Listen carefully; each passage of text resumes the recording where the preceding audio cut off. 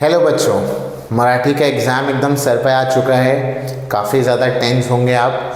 आपके टेंशन को थोड़ा सा मैं कम करने आया हूँ यहाँ पर। मैं आपके लिए मराठी के निबंध के 15 इम्पॉर्टेंट टॉपिक्स लाया हूँ पढ़ने के लिए, जिसको अगर आप एग्ज़ाम्स में पढ़ के जाएंगे तो आपकी काफ़ी ज़्यादा प्रैक्टिस हो जाएगी। तो आपको ये मालूम होना चाहिए सबसे पहले कि निबंध कितने मार्क्स के लिए आने वाला है। निबंध जो है वो 8 मार्क्स के लिए आने वाला है। उसमें 3 टॉपिक्स होंगे, 3 में से कोई एक टॉपिक को आपको लिखना होगा।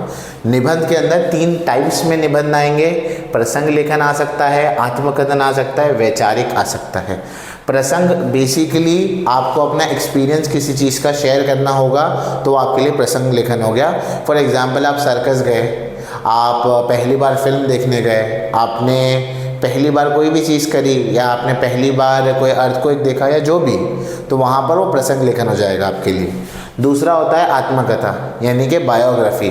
अगर आप मोबाइल फ़ोन है तो आप अपने बारे में कैसे बताएंगे, आप अगर एक झाड़ है तो अपने बारे में कैसे बताएंगे, तो उसे आत्मकथा कहते हैं। तीसरा है वैचारिक। वैचारिक यानी कि वहाँ पर आपको अपने थॉट्स देने हैं, थॉट्स बताने हैं, अपने ओपिनियन रखने हैं इस टॉपिक पर। एग्जाम्पल के तौर पर, जैसे कि अगर टॉपिक आए कि ऑनलाइन एजुकेशन अच्छी है या बुरी है, तो उस पर आपको बताना होगा। तो यहाँ पर कुछ ओवरऑल 15 टॉपिक्स मैंने लिखे हैं। इन 15 टॉपिक्स को अगर आप करके जाएंगे तो मोस्ट प्रोबेबली इसमें से शायद कुछ आपको मिल जाए। अगर आपको कुछ ना भी मिले तो भी ये 15 टॉपिक्स अगर आप करके जाएंगे तो एक वाइड वेराइटी में आप निबंध के टॉपिक्स को कवर करेंगे। सबसे पहला जो है इत्यादस्वी निरोप समारंभ। इसका मतलब ये है कि फेयरवेल, 10th स्टैंडर्ड के फेयरवेल के ऊपर आपको लिखना है। दूसरा पावसाळ्यातील एक दिवस, अगर आपने एक दिन बारिश में बिताया तो आपको कैसे लगा वो। आमची जंगल सफारी, अगर आप जंगल सफारी पे गए तो वो एक्सप्लेन करना है आपको। आमचे स्वच्छता अभियान, अगर आपने कोई स्वच्छता अभियान देखा है स्कूल में या कहीं पर तो वो। नेक्स्ट है पर्यावरण संवर्धनात आमचा सहभाग, मतलब एनवायरनमेंट में हमारा हिस्सा क्या होता है, एनवायरनमेंट को बचाने के लिए, उसको कंजर्व करने के लिए हमारा हिस्सा क्या है। नेक्स्ट आते हैं आत्मकथन पर।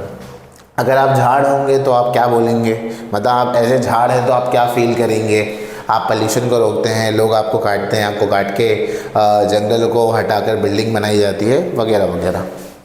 मोबाइल से आत्मकथन हो सकता है, बताने की जरूरत नहीं। सफाई कामगाराचे आत्मवृत्त। सफाई कामगार कौन होते हैं? जो हमारे रास्ते के कचरे उठाते हैं, हमारे घरों से कचरा लेकर जाते हैं, तो उनकी इम्पोर्टेंस अगर एक सफाई कर्मचारी के हिसाब से उस पर निबंध लिखना हुआ तो कैसे लिखेंगे वो। इसके अलावा साइकिल से आत्मकथन और प्लास्टिक पिछवी से मनोगत। अगर आप एक प्लास्टिक पिछवी है, मतलब प्लास्टिक की थैलियाँ, तो आपके मन में क्या ख्याल आता है वो। इसके अलावा वैचारिक में अगर आप आएंगे तो कोरोना महामारी मोटे संकट, ये बहुत इंपॉर्टेंट टॉपिक है, बताने की ज़रूरत नहीं क्या है।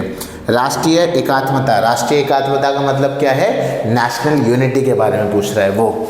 मोबाइल शाप की वरदान, मोबाइल आपके लिए बून है, बेन है, जैसे कि इंग्लिश में हम कहते हैं, आपके लिए अच्छा है या बुरा है वो बताना। उसके अलावा प्लास्टिक एक जागतिक समस्या, यहाँ पर भी प्लास्टिक के बारे में था, यहाँ भी था। तो प्लास्टिक एक हमारे लिए बहुत बड़ी समस्या है, एनवायरनमेंट से रिलेटेड भी एक बहुत बड़ी समस्या है, तो उसके ऊपर आपको ऐसे लिखना है। ऑनलाइन शिक्षण, इसके ऊपर भी आपको ऐसे लिखा जा सकता है। तो मेरे हिसाब से ये बहुत सारे इंपॉर्टेंट टॉपिक्स हैं आपके पास। होप सो आप ये सारे टॉपिक्स को पढ़ेंगे।